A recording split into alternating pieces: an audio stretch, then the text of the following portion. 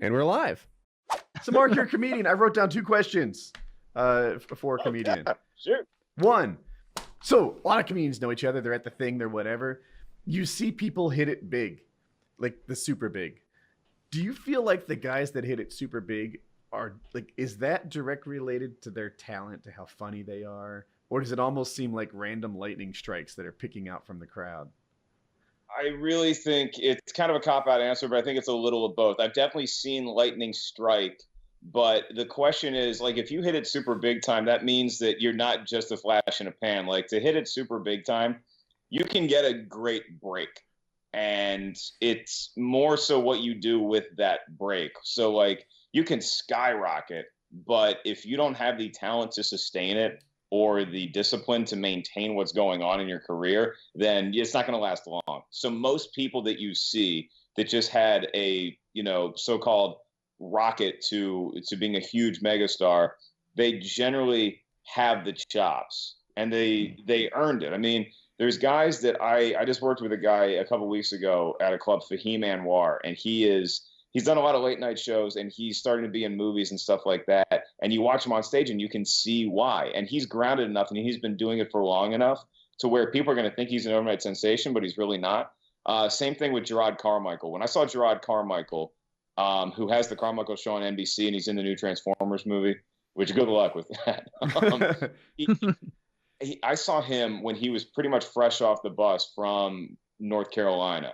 And the first time I saw him at the Improv, I was like, that kid has something really, really special. So you do tend to notice it early on. I think it's with the, people who get a movie or they get a, half-hour special or they get a late night set earlier in their career. You watch that and you're like, okay, that's cool. Let me see what you do with it now. And for all the people that are really big names, most of them earned it. Most of them earned the hell out of it. It's interesting to hear their perspective from the huge guys too. Like I listened to Bill Burr's podcast quite a bit, the Monday Morning Podcast, and he seemed like one of those guys that like in the late 2000s was just like suddenly Bill Burr's here, like just tearing it up, getting actual big specials. And if you listen to his podcast for a while, you hear him go through his thought process of like, man, like 2004, 2005, whatever, I'm 36 years old sitting on a futon. Like, I feel like a loser. Like, I think I need to give this up. And like, you just don't think about that when you look at him now and you're like, oh, just a millionaire making jokes. You don't see the whole horrible path that it took to get there and all the shit that he had to go through. And I'm sure that's the same for Louis and all the big name guys. Yeah, I was going to say Louis, same exact situation. Like, I mean, you look at the all-time example is probably Dangerfield, because Dangerfield was like in his mid 40s and he was still roofing houses, and he decided he just could not keep this desire to do stand-up in him any longer, and he went out and made a huge, monster, legendary career for himself. Sam Kinison was a preacher forever, and he just decided, I can't keep this in anymore. So you have guys like that. Then you also have somebody like Chris Rock is a great example of a guy who was literally on Saturday Night Live. He was a cast member on SNL and did not pop from that. Like, I remember watching Bring the Pain on HBO, which was his first hour special on HBO. And I think it's the gold standard in comedy specials to this day. I really do. But I remember watching that and thinking, this is the first time anybody's ever seen this guy. And it wasn't. He was on Saturday Night Live. He was in a couple movies. And he's Murphy just, was Gumby. it's just weird how people remember, comics. Yeah, you're right. Yeah, you're right. Something interesting with the comic community, like I listen, like most of the podcasts I listen to have to do with comedians, because usually they just do better podcasts because they're joking around and being entertaining. There seems to be, like, if you listen to athletes talk about other athletes, there's usually a good bit of like, fuck that guy, like I'm better than him, like I can beat him. It seems like within the comedian community, you cannot get a comedian to say anything critical of another comedian unless it's something over the top, like Joe Rogan saying like, oh, Carlos Mencia, you're a joke thief. And everybody's like, yeah, you know what? He stole a lot of jokes. Fuck that guy. But it just, like, is that something that you've noticed where it's like a good example, like Jim Norton, great comedian, really funny guy on the radio, but you ask him about like, hey, there's this new Bangladeshi comedian, he's done one set on a Saturday night, what do you think of him? I think he's great, he's got a lot of potential. And it's like, well, why can't you be honest about it? Like, is that something you notice a little bit? I mean, I think a lot of times we really are being honest. The one cardinal sin you cannot commit in stand up is stealing jokes. And so that once you go over that line, then there is no going back, and it is going to be a free for all. But I think people, especially in the age of social media, where everything is documented and everything lives on in perpetuity forever, regardless of where or how you say it, people are going to be a little more cautious. And I think a lot of times with athletes, that's actually a pro wrestling aspect of it.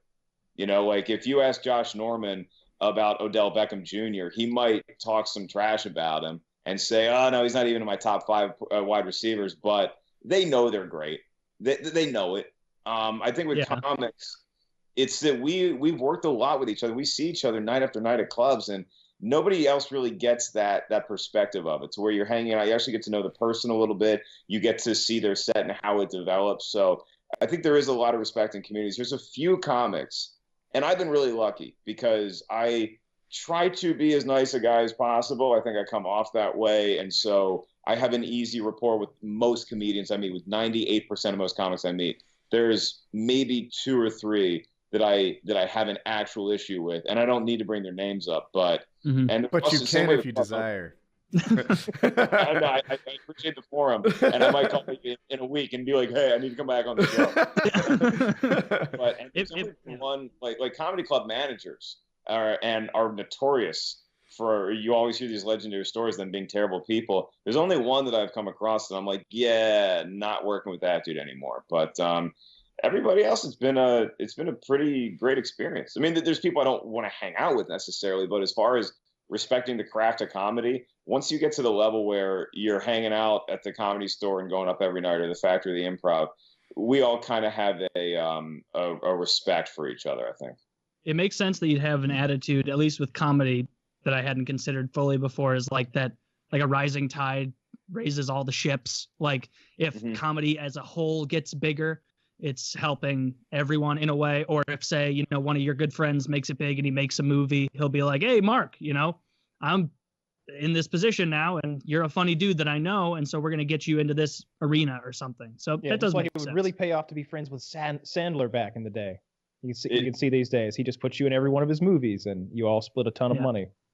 And it helps you too, because if you were like the guy that got huge and like were headlining a movie, Mark, you could then kind of have that pool of all the funny people you know and be like, "All right, yeah, this guy can act. No, that guy's just a stand-up. He sucks dick. He can't pretend for shit. Like, no, this guy's good." Like, you could, I don't know. It makes sense when I think about it like that. And now the sports comparison doesn't make any fucking sense, because obviously the St. Louis Blues aren't going to be like, "You know, the Chicago Blackhawks having a great season. They need to keep it up. You know, we're looking for good games out there on the ice. We need to, you know, trying to be competitive and give the fans a good time." Like, no, you don't want that in any other thing. But there is something, because like it just works differently in athletics, because it is all based on competition. Like in its nature, art is not about competing. In athletics, it is. And so if there's more trash talk, that's going to garner more interest. Like more people are going to tune in to watch the Redskins-Giants game if they know that Josh Norman and Odell Beckham are going to be going at each other. Like that gets ratings. With stand-up, it's unless you have the oddest of odd events where you have like Rogan and Mencia on stage barking at each other at the same time, you don't really get that. But what's an interesting comparison with the sports analogy is that the Comedy Central roast battle has taken off, and that style of humor has really become into somewhat of prominence in the last few years, largely because people like watching the competition, whether it's forced or not. It's an exciting thing to see. Like the roast battle started at the Comedy Store. I mean, I'm good friends with the guys who pioneered it, and it was cool to watch it start in the little room, the belly room, and watch it explode into this thing. It's like going back to what we were talking about with just comics having a skyrocket to success early. You can see a format like that, and you watch it, and you're like, you know what, this is raw. It needs to be molded a little bit for TV, but once they get it, it's going to go up fast. Huh. Yeah, it makes sense. I've got the other question too. I first saw it on Shower Thoughts, on our own subreddit linked it or something. But the topic was this. They said that it's easier to add comedy to a situation than to kind of create it from out of nothing. And that's why your hilarious friend isn't a stand-up comic. And I saw that, and I didn't quite agree. Like, I thought, you know, your hilarious friend is just a talent pool who might ascend to the stand-up. What do you think? Is stand-up a different skill than being like the witty class clown? It totally is. I mean, if we're going back to the substitute teacher pro wrestling Venn diagram, there is definitely some sort of overlap. Which, by the way, the substitute teacher who loves pro wrestling has tried stand up. If he just wants them to laugh at someone else for a change. He wants people to laugh with him, not at him, just for once. Yeah. Just for once. He just kept bombing, so he needed an audience of 10-year-olds he can tell to shut the hell up.